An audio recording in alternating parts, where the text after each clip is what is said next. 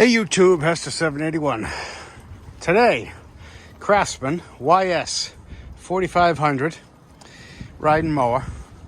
It has a triple bagger that's still in the bed of my truck. And this is a friend of mine picked it up.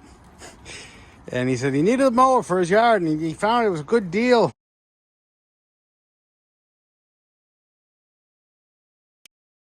He just wants me to go through it. I said, yeah, sure, bring it by. And what I didn't ask him was what's it got for a motor.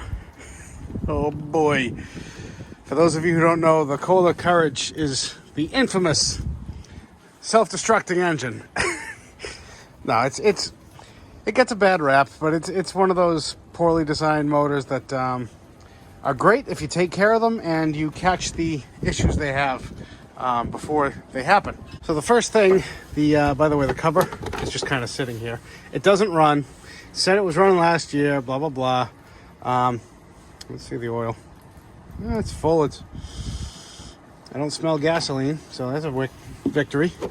He said there is a mouse nest under here, which, surprise, surprise, it's been sitting all winter. I've seen worse, but I didn't see the nest when he first pulled it out. But the real issue... Oh, see? Oh, Jesus. Oh. How many we got? Yeah, that's a little. This one's loose. That is how many turns away from 2, 3, 4. Okay, so it had a little bit to go. And then this one. So that is exactly the problem here. Those bolts will rattle themselves loose. The flywheel will be spinning at 3,600 RPM. Catch the bolt, send it to Mach Jesus, crack the block, and well, now your summer is kind of off to a bad start. Well, it looks like we've caught it in time. It's literally the one reason I hate touching Kohler Courages. But anyway, while I have it out here, there's no better time than now to blow out some of this mouse house and have a much nicer starting. And that's looking much more presentable. The mice did get a little bit of the wire. I believe that's the, actually for the solenoid. But, you know, talk about catching it just in time with these sump cover bolts. Those of you who aren't familiar with this engine, this whole top cover is essentially how you take the engine apart. The bottom is just a bowl. So without removing the engine, you can take that top cover off and pull all the guts out. It's a great idea until it isn't. So battery's stone dead. Let's put a jumper on it and see what happens. Probably would have been a good idea to, oh, I guess that's not even tight. I was gonna say, probably would have been a good idea to check the air filter before I put the air hose away, but oh, yikes. That could just be from me blowing, but not the best, not the worst. All right, the brake is on. I'm hooking up the booster now. So we should see something.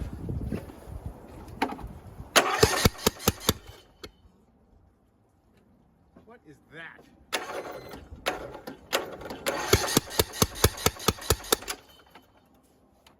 Okay. Apparently the exhaust is now the intake. What is going on? That's fuel. Interesting. So my gut is telling me pop the valve cover off. And first thing I noticed, which you guys probably already saw, it has the maybe a spark plug will fix it already thrown in. So I wonder if this is really, if we're getting the whole story of why this thing was sold. You know, the cover, well, I guess it is leaking. These covers are infamous for leaking, so just another fun fact about the Kohler Courage.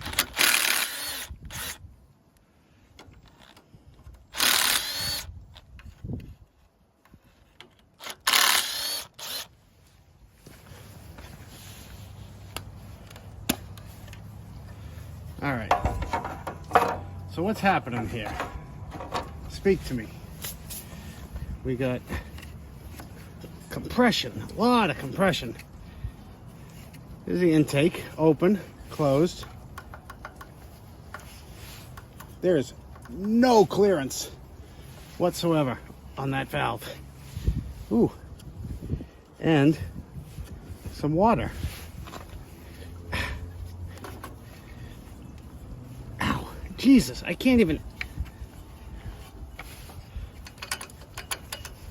And that's just like, oh, this stud is not even in the, wow. Let me get you guys in close. So here's the intake stud, which may or may not be super tight, but it's tight enough right now. And now we actually have a teeny bit of clearance. But look at this stud. That's either stripped out of the head or it's loose to the point of falling, just about falling out. So that would explain why the exhaust is not opening and it's got nowhere to go but that away. You know, there's a reason. Sorry, just continuing to look here. There's a reason I don't like working on Courages, and this is checking off every box so far. So what I'm gonna do is wind this in first and just see if it tightens down without disturbing that. And then I want to hear it crank, see if it starts cranking normally, like not, you know, shooting compression out of the intake. By the way, I'm not familiar with this being, okay, that actually tightened up good. I'm not familiar with this being a problem of the Courage. Oh, this already feels so much more normal. Might as well check this one, right? Yeah, no issues there. I am going to pull all this off, tighten it properly, but right now I want to know where we're at, sort of health-wise. Not me, the motor. There is a little bit of clearance. Let's hook up the jumper pack again, see what happens. All right, now like I said, I'm not expecting this to start. I just want to hear it crank. So let's see. Now that's a proper sound. Now will it start?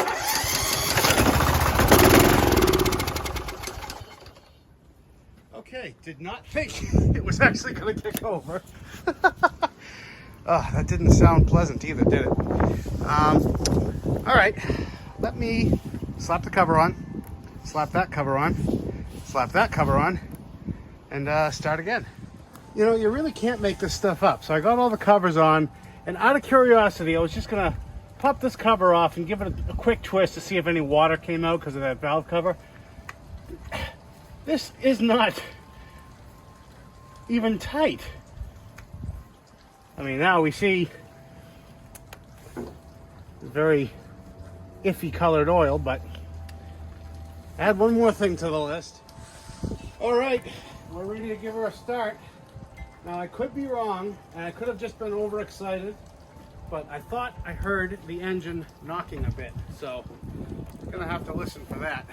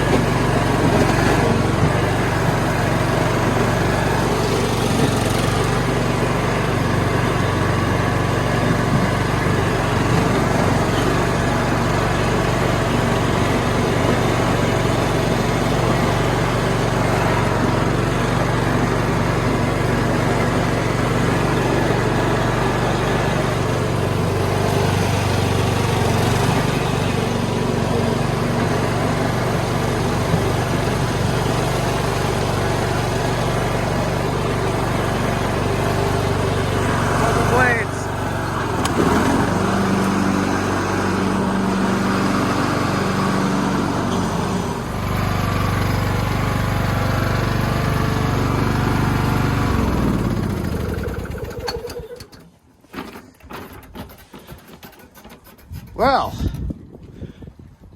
that was interesting. I honestly thought that this was just going to be a nightmare. What have we learned? This thing steers like a Mack truck. There's something going on with that spindle. This tire has left the chat. This, I don't know, how do you bend an engagement lever like that?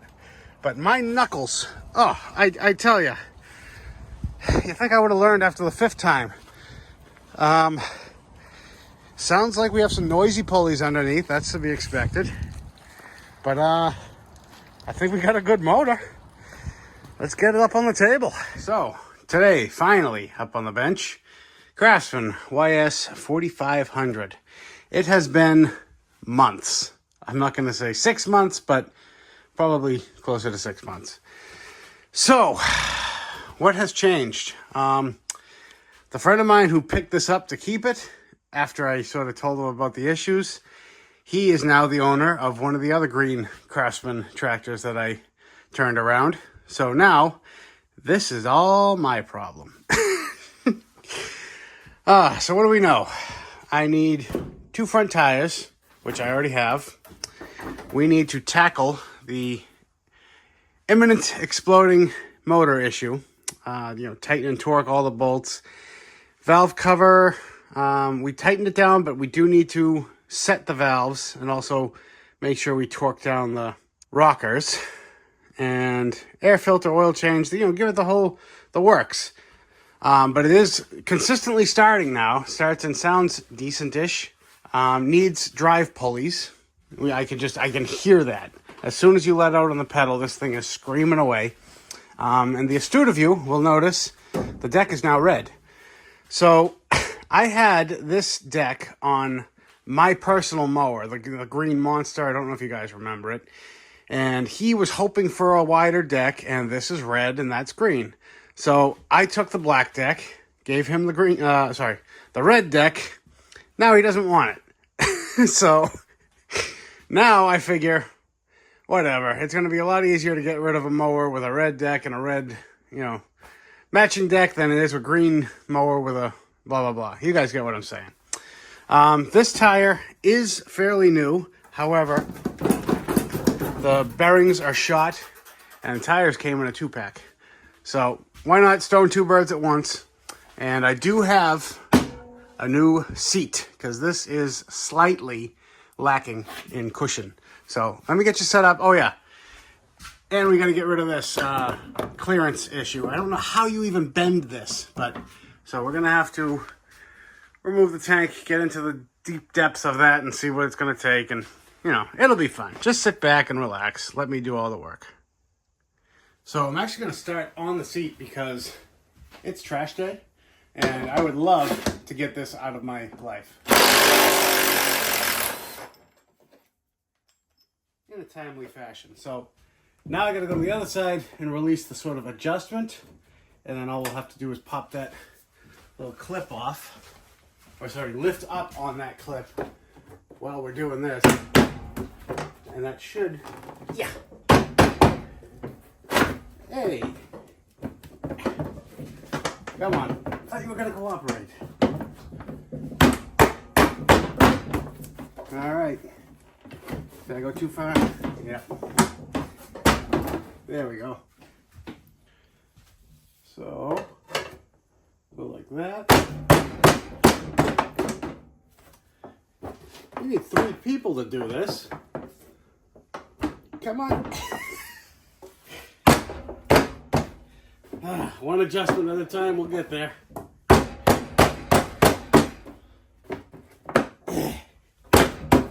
Finally. Success? Yeah. Just gotta get the seat safety. Come on. Alright, stay. Or don't, see if I care.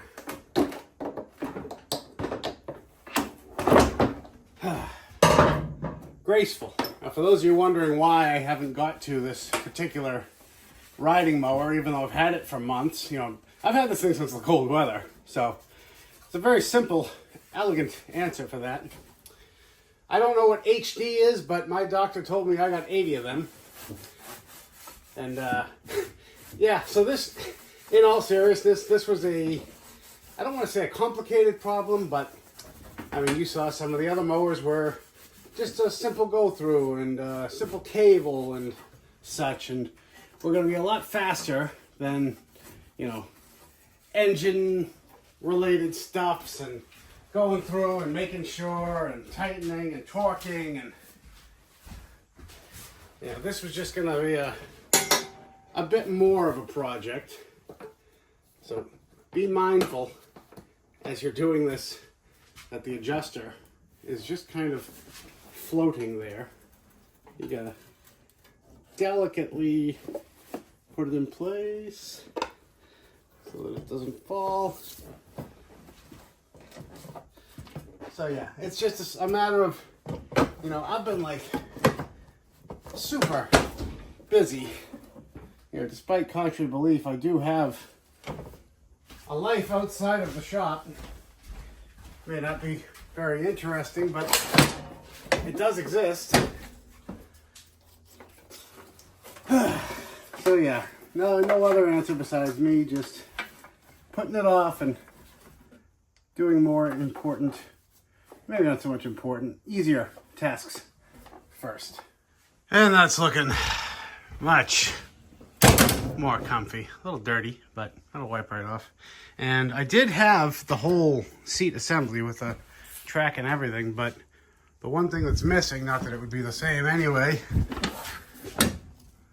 that is the sticker that identifies the type of transmission that. So just gave this one a quick wipe down, and better to keep the information with it. So I think I'm going to stick with the idea of tackling the easiest repairs first, which is why I did the seat. Now I'd like to slap the tires on, and I think we're just going to get everything buttoned away leading to the motor. So now you can see exactly what I was talking about. This ain't the best anymore. What I suspect is this has those cheap plastic bushings, and you guys don't do that. Don't do that to yourself. I know they're cheaper, I know they're quicker, but you will not get a season out of them. Trust me. You know, one of the other reasons behind doing tires instead of just bearings or whatnot is a lot of these, yeah, look. It's not even there. And sure enough, it is one of the plastic jobs. So, as much as it is a great tire, it was also off color. This has the gray silver type rims.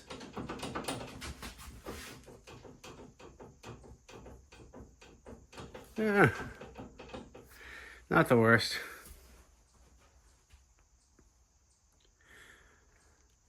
So this also has the matching appropriate color rims for this particular mower. And also, someone's going to correct me if I'm wrong, but the ones that accept the plastic bushings, they don't actually, you can't put the bronze bushings in. I think I've tried it in the past, and the bronze bushings are too fat, so you can't even take a cheap rim and make it work. You know, it's, you can pay now or pay later. And we're going to slap some of our favorite green grease into here. Now, I believe I bought these a while ago, and I think I paid $57 for 2 tires, 2 rims mounted and ready to go.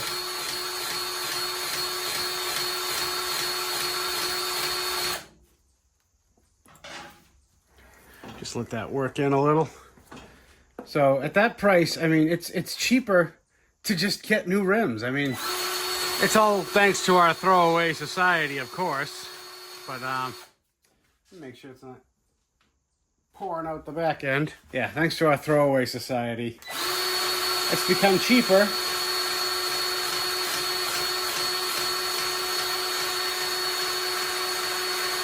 to just replace all your troubles. And that'll do it. Well, hopefully you can see now. So we're bottom side, and that pulley is ready to quit. This one's actually pretty quiet. and that one's a little noisy, but I think I actually have these, so let me see what I have. So as luck would have it, I have one of each. I have the flat one and one of these, and I'm going to do this back one. So this one is the one I change the most of. I see that one go bad the most often. Don't ask me why, it just is. So let's tear right in. Should be just a 9/16.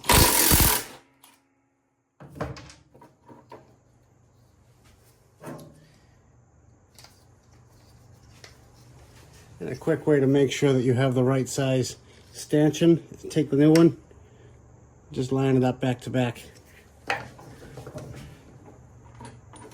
I've shown in the past that you can absolutely punch the middle out of the old one and the new one and then swap the two. Sorry, I gotta block you. Ah, getting hit with acorns. Ah, you suck. I fell out of the keeper at the last minute. Time out. So the reason I blocked you is on these carriage bolts, you gotta, once you get it started with your fingers, pull down as hard as you can, and it'll lock the bolt. Otherwise, you're just gonna sit there and spin your wheels all day long. Now I can't remember. Okay, yeah, this one is the one that's under tension here. So I'm gonna have to release this. Yes. Okay. Should have popped the belt off first. But still early, so don't yell at me. All right. So you can take the spring off. Also, am I just consistently putting my fat head in front of you guys every time I'm doing something important? I'll know during editing. So I'm just grabbing the spring. Yeah. See, I can get it part ways, but come on. Yeah. Okay. Whew. Tell ya, works the core. It's gonna be a lot easier without that spring on, because then you got this, you gotta sandwich it in between here.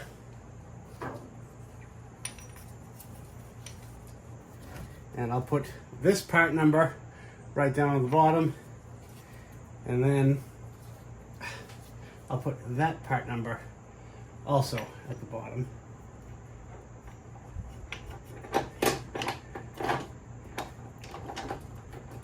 All right, this is definitely easier without wrestling that spring, I will say that. I'm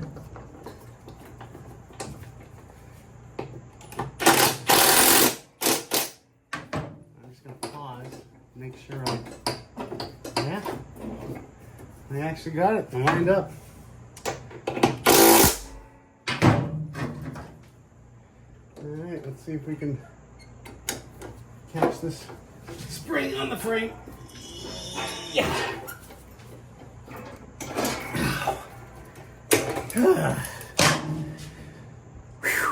Okay.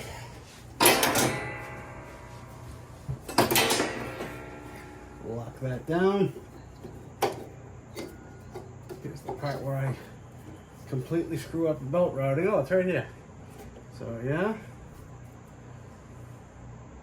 Yeah. Yeah. All right. That should be good. Victory. So now the best part about this is I've already rebuilt this deck with all new pulleys. Rebuilt, that's just rubbing against the bracket here, don't worry.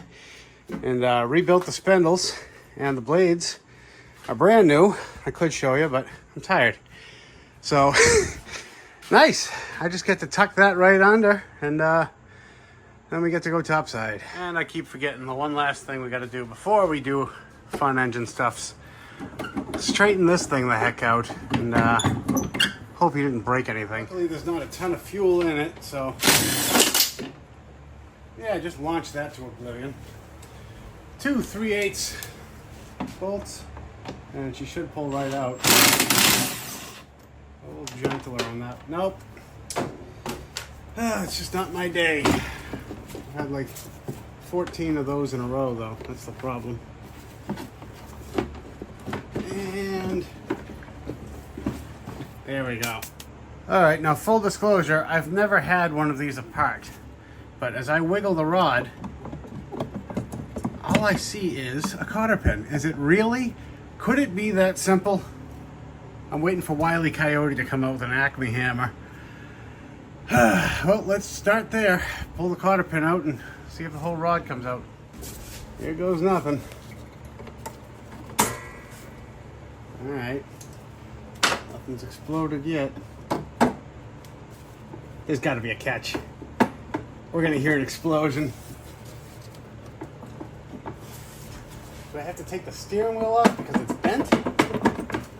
Yeah, something's gonna pop off. Maybe I should just pop this spring right out of the equation. Okay, now things are less. Okay, so the long end goes in. Should I just pop that one off too? Ah, there's not even anything holding that on. That is just like tension and good graces holding that on. All right, so it's a good thing we're doing this anyway. Yeah, I gotta take the wheel off. Dang it. Well, there's nothing exciting about pulling that steering wheel. It's just 1 3/4. And that was it. So yeah, this would have definitely shot out at us. Okay, so there is a plastic bushing at the top, and it's keyed. So when you're engaging, all right, that could have been way worse. Way worse. Let's get it over to the vise and make this more of a 90. I tell you, driving this thing, it did not matter how many times I reminded myself it was bent. I would still catch my damn fingers on it, turning the wheel. Yeah. All right, it's moving. Yeah. So I'm just kind of trying to make it look factory. I'm gonna go pop that up in there, see how that looks. It's very close, but I want to go a little bit past, just because it really hurts when you catch your fingers on it, and there's nothing below it, so why not?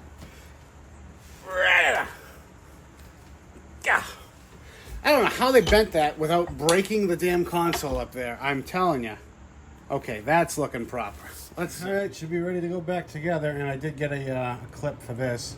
Just gonna hold that bushing in place. It kind of sits in its own little spot, so it shouldn't be a problem. Hopefully I'm giving you guys something besides my arm and my head to look at. Ooh, did I just get that? First shot? Yeah, there you go. All right. Cotter pin. All right, getting there. Now let's hook up this cable. All right, I disconnected the deck portion. So now I should have all the space. There we go. And now I gotta get this washer in there, sandwiched with this clip. Can't promise you're gonna see this. Yeah, you're definitely not gonna see this. All right. I'll admit it. I moved too fast for myself. Got ahead of myself. There was no clip because it is the spring that holds that up. You could have said something. So let me just pop that off and put this on properly. And that is how it's supposed to be. Now it's actually hooked up underneath. So got full range of motion. No issues. Moving on. Now that's some clearance. That's absolutely perfect. So I left that off just because I want to make sure I put it on straight in the right direction. All right, well, we can't avoid it any longer. Time to take off the cover and get into this pig. Actually, I feel like now is a great time, before I get into engine stuff, to give this thing a pressure washing. We've gone as far as we can everywhere else, so let's do it. All right, take a good look around at the scuzz and fuzz and heebies and jeebies everywhere. Tell you, this thing is so much quieter now that we've actually got a proper proper set of drive pulleys on it. All right, enough talking. Get washing.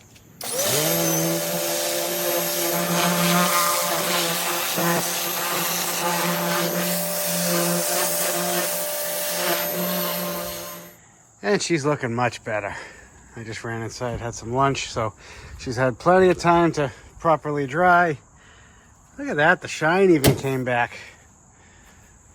So I do have one more little pretty bit to put on, and it is this sorry, sad looking headlight cover.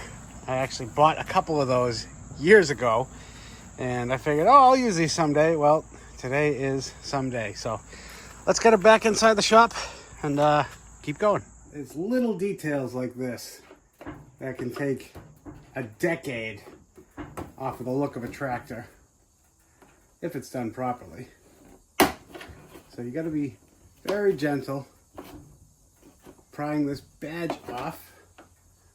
Come on, out and up. All right.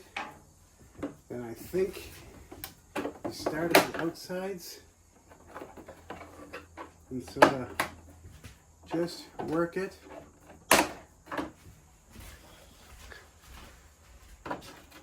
And nice and easy now, because this is one of those parts that I ordered from Sears, and it said in stock, and it took me 4 months to get it. And the only reason I ordered it was my tractor at the time, the Green Monster, it had this same style front end, and it needed it horribly. Only reason I ordered 2 was because they were like $25 each. And on eBay, they weren't even, well, first off, the only one I found on eBay was $40.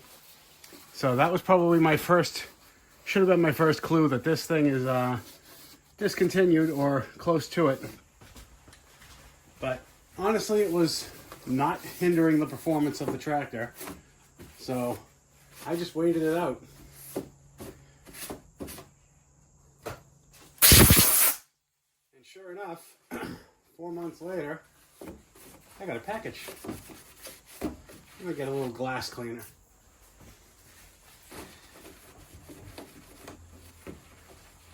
You gotta go very easy cleaning these plastic chrome bits, because they spend their whole lives getting hot. And if you scrub too hard, the chrome will come right off. And then you're just left with an ugly looking black plastic bit. So, nice and easy does it every time. All right, out with the old and in with the new. Now would be a great time to make sure that the headlights work, huh? Nah. My memory is flawless. And I distinctly remember these headlights working fine. So, I'm confident, aren't you? And the last touch. Bam! All right, real quick, let's just test the headlights.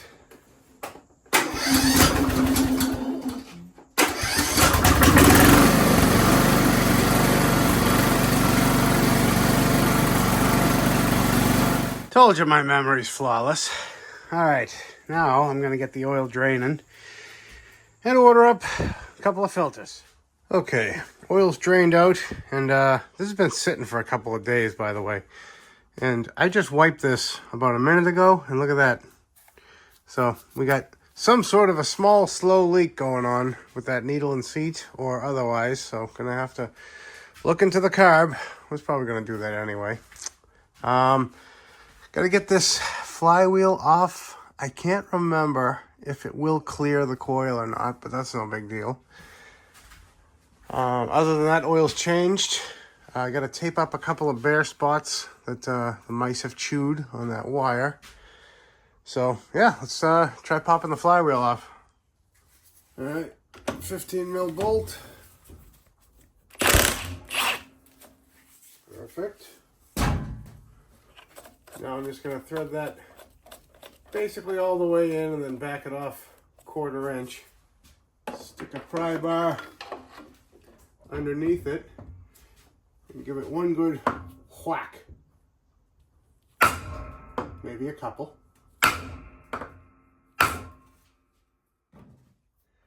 See if I can get another shot at it.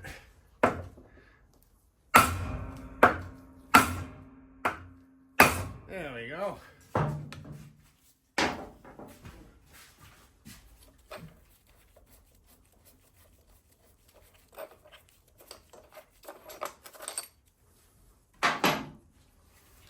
Let's see if we can, oh, all right. See if we can sneak that past. Yes. Beautiful. And we'll just get the carb out of our way.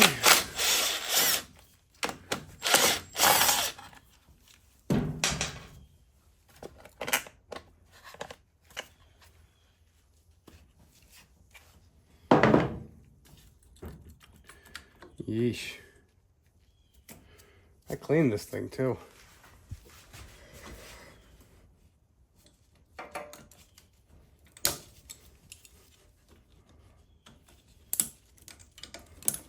It's always the way with pressure washers.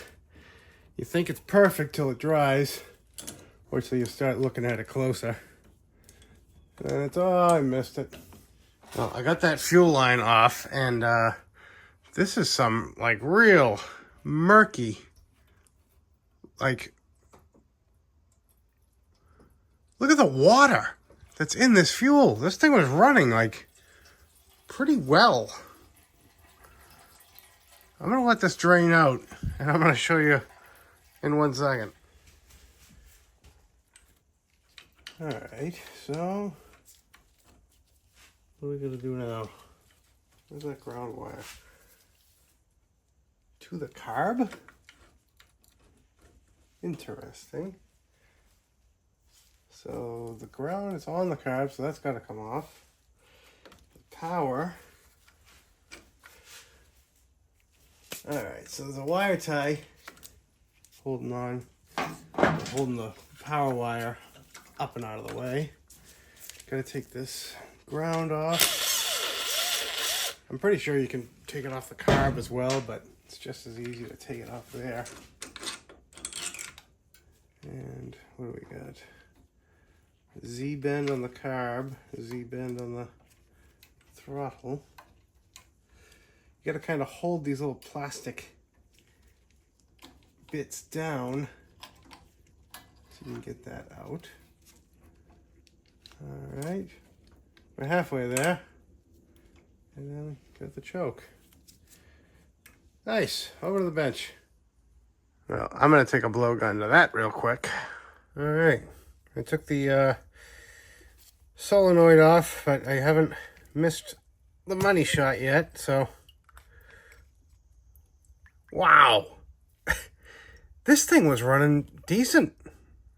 I mean, I wouldn't say perfect, but I did not think it would have had all that laying in the bottom of the bowl. So, good thing we're checking it out.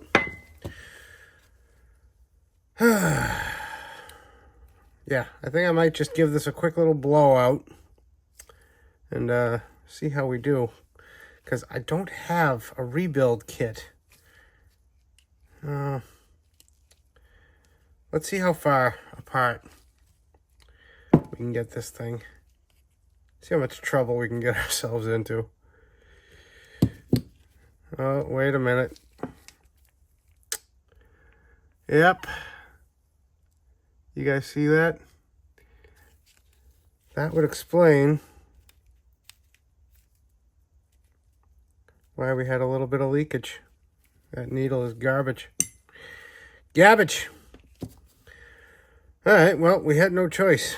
So, further in we go. Let's give her a proper bath, proper cleaning.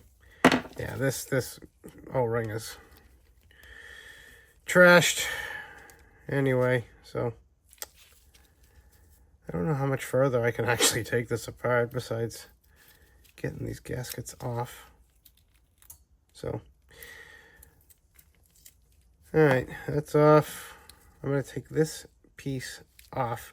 Believe it or not, you can buy this, but it's not the cheapest, and I'd rather not lose it / ruin it in the ultrasonic. This one I'm going to leave on. I always rip this one, so let's get a carb kit ordered for this, get it shoken, and continue on with our bolt situation. All right, now here's the plan as far as the sump cover bolts. I've loosened them all. They're all just sitting there. I'm not taking this all apart. I'm not disturbing the gasket. We don't have any leaks. We just have loose bolts. Now, I've gone around, and the only ones that have oil on the threads are 1, 2, 3, and 4 right here. All these other ones are clean and dry. So what I'm going to do is I'm going to brake clean the bolts, spray brake clean into the holes, clean them out as good as I can, and then tighten each one down till they're snug, and then torque the whole plate here to 216 inch-pounds, which is the best specification I could find as far as what to tighten these things to. I looked again. If you guys can find one, gold star for you. But that's what I'm going with. And I'm also putting a little red Loctite. Don't know if I said that already, but that's what I'm doing. And just to give you show you exactly what I did. All I'm doing is spraying off each bolt, going to the hole, spraying brake cleaner in it, and then a blowgun to blow out what's left in there and to dry out the hole. Repeat that for all 4 bolts. Now I'm simply taking a bolt, putting a little bit of red Loctite on it, and then just winding it in until it touches. Same thing, just go around to each bolt. Don't need a lot. You need this to, you don't want to screw the next guy because that might be you. I just do not want these to come out unless somebody wants them out. That's the key. And then it's just a matter of tightening up in a random pattern equally. I couldn't find a tightening pattern online anyway. Sorry, either. So this is going to have to be up to me. Isn't that fun? Perfect. All right, I'm going to slap the flywheel back on, and then we'll get on to tackling this torquage. All right, now before I'm fully done in, that half of the territory, I pulled this wire down. It's just kind of the kill wire. It's fished in between here into this clip. And my plan to fix it is snip this end off. All this is a female butt connector. And that way I can actually slide a nice piece of heat shrink tubing up and, cover the 2 chewed ends properly instead of just, electrical tape. Electrical tape will work, but this will be a lot nicer. Look at that. Like it never happened, folks. Never happened. So here's most of what I drained out of the tank. You can see the 2 globs of water there, but look at this from the carb. That is at least 50% water. Not to mention all the schmoo that was sitting at the bottom. And this thing ran like a top. I mean, you guys have never seen the tops I've played with, but it ran pretty good. Oh well. And we're back out of the bath, and everything cleaned up really nicely. And if you notice, everything's already back together, and that's because I took this whole carb up to my local small engine place and asked them for the needle. And let me tell you, this needle, they couldn't find it. The kit they come up with, it comes up with a whole two different needles, both using external rubber seats, and we couldn't make heads or tails of it. So this guy's old school, and he has a bin where he, if he throws away a carburetor, he saves this, saves that, and he was able to give me a salvaged needle from a Walbro carb off a Kohler something or other, and it is the same exact one I need. So that is certainly a better option than paying $178. That's how much the carb was to buy it new. So I will take that any day of the week and twice on Sundays. Now, yes, you can buy an aftermarket, and I do have one coming, believe it or not, from HIPAA, who I have used in the past, and I've had good luck with their quality of stuff. But in my mind, if I can get the factory Walbro carburetor working again, and this thing was running good despite the water, so let's give it a shot, see if it leaks. And now we've just thrown the carb back on for now. I got the gas tank off because I'm giving it a good thorough wiping out and cleaning. Let's finish this up. All right. This stud, if memory serves, was the one that was loose. I just kind of tightened it down. I don't trust either one at this point, so let's get these rockers out and clean these threads up and get them torqued to spec. So I already cracked them loose. These are just a 10 millimeter nut, and there's a Torx T15 in the center for actually doing the adjustment. But I want to know from you guys that have worked on a bunch of these, is this a common failure problem thing as well with the old Kohler Courage, or is this just kind of am I a special case? Because I'm well aware of all the other issues, but truth be told, I've only worked on, maybe a dozen of these, maybe less. They're not really common, at least in my area, or from what's come to me. You're more likely to see an Intech than a Courage. Maybe because they've all blown up. No, anyway. Let me finish getting this out and cleaned up, and I'll turn you back on. And we got those all cleaned up, dried out, and blown out nicely. A little bit of the red stuff, because I don't want this coming out unless I want it to. The torque spec that I found is 120 inch-pounds. So take that for what it's worth, because I did find some conflicting informations, but that is the one I settled on. And truth be told, you probably don't even have to torque these if you're old school and you have a good feel for not stripping out aluminum. Like this one was still tight from when I sort of set it, I feel. So just, be smart, be cautious. Some people have actually come after me. Well, I won't say come after me, but had heated debates with me in the comments of several videos about my philosophy on torque specs.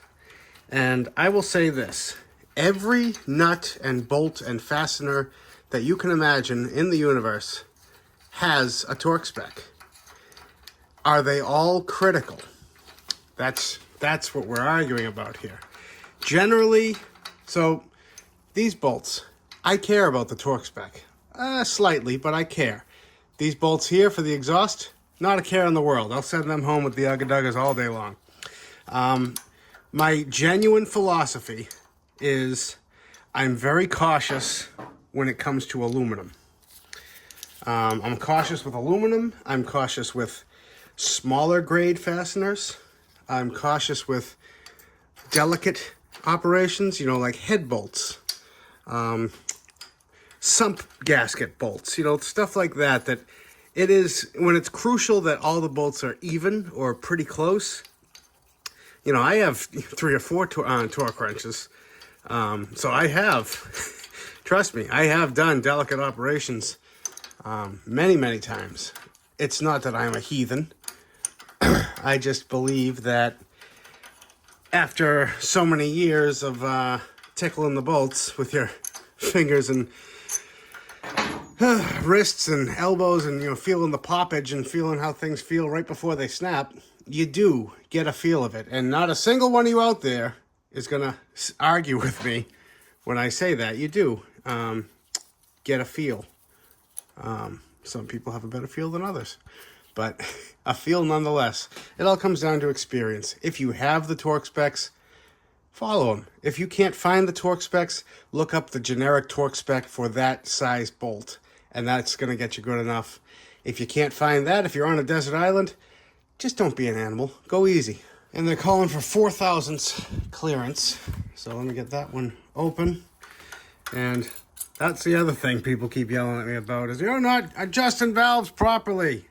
Yeah, well, I'm ugly too. So I know how to adjust valves by the book. The problem is I can't read.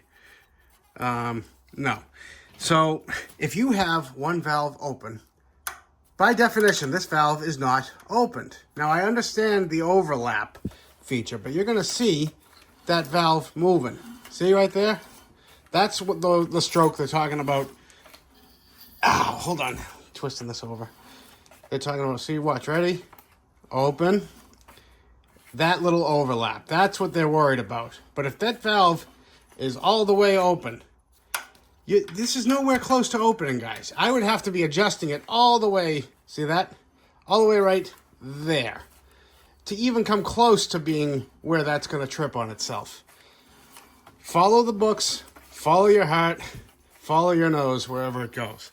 But I'm going to do it the way I like to do it. That has never failed me, ever, not even once on a Sunday.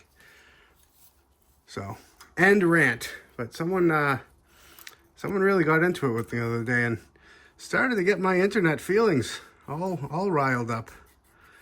No, I'm only kidding. You can't hurt my feelings. I used to hold a flashlight for my father. I've heard it all. I know what I am. So just, like I said, 4 thousandths. Getting it into where there's a little bit of drag. And then you hold the 10 and lock it down with the Torx. I might have said that backwards earlier. I'm dyslexic. You gotta bear with me.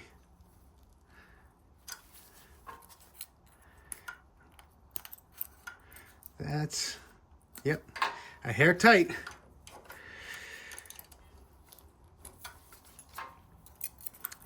There we go. Nice bit of drag. I'm gonna get this side close and turn you back on in a second. All right, now we got a nice, perfect amount of drag there. And a perfect amount of drag right there. Moving on. So now the next topic of aggravation with the Kohler Courage, the infamous leaking valve cover gasket. Now I've already cleaned the cover, cleaned the prepped the head. Here's what I do. Now some of you are already shaking your heads. Guys, Loctite, Mr. 5009, high-tack gasket sealant. I've done, now like I said, I haven't worked on a lot of these. I want to say a solid 9 in the last couple of years. And that's being honest. You know, I could just say, oh, I've done hundreds of these. No, I've done at least 9, maybe 10. And I haven't had one come back leaking. Now, I know guys have said this doesn't work, that doesn't work. And I agree. I know they can be tricky. And there's a guy on Instagram whose name escapes me. And he actually makes a kit, which I believe Pate's Performance, go check out his channel. He did a video on it. It squeezes down the valve cover evenly. He makes these nice metal inserts that for really, really troublesome cases. But for now, this is what I'm going to start with. And let's see what happens.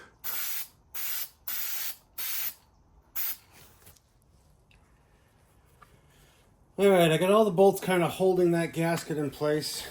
I don't know if this is going to work the way it worked out in my head, but we're going to find out together.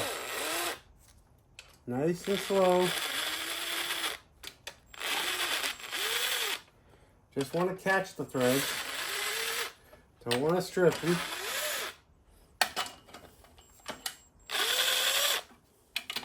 Did I pull it off?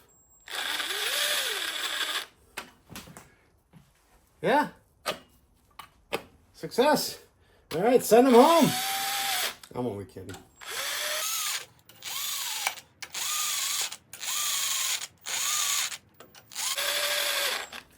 Just want to get them all touching. And they say 75 inch-pounds for these. And I sort of made that number up myself, and I'll explain. It says 95 inch-pounds for new holes. Which, what does that even mean? 65 inch-pounds for used holes. What does that even mean?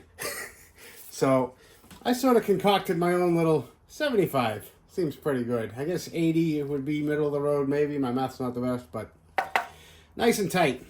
And I got the fuel tank back installed with a nice new fuel filter.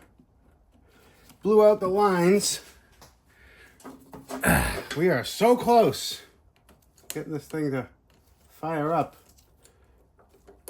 I am curious on that new needle though, so I'm just gonna leave it sort of like this, throw some fresh fuel in, and make sure she doesn't overflow.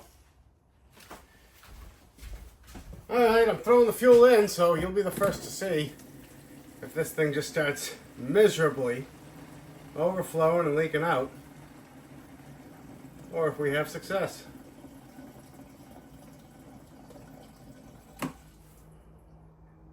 There we go. About 20 bucks worth of fuel right there. How's it looking on your side?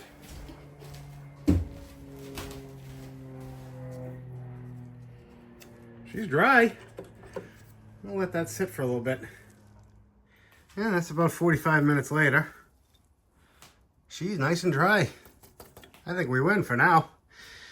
All right, time to put this housing back on. By the way, that hole gets pinched between the cover, so don't get too ambitious before you get everything situated. All right, cover's on. Everything's wrapped up. Am I dreaming? It's been a long time coming. So, front door open, back door open, full of gas, full of oil, full of piss and vinegar. Let's see how we did.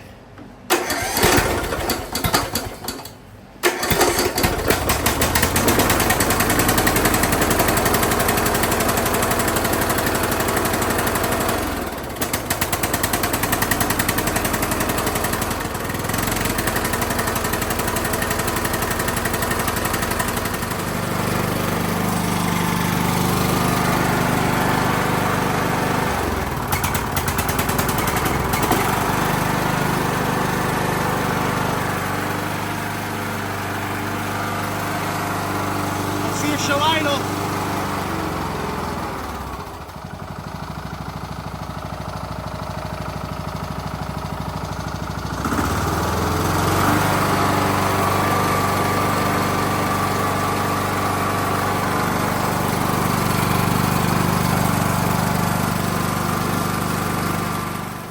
Okay, so overall, success.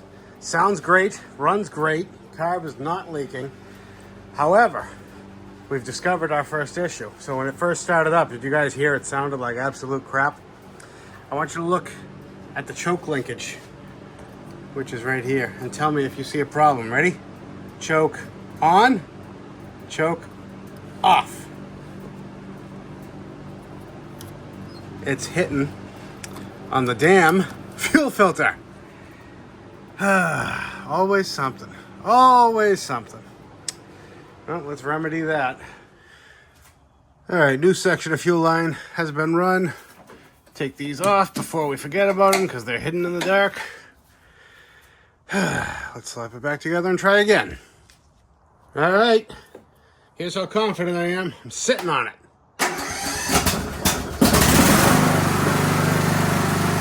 I think that's good.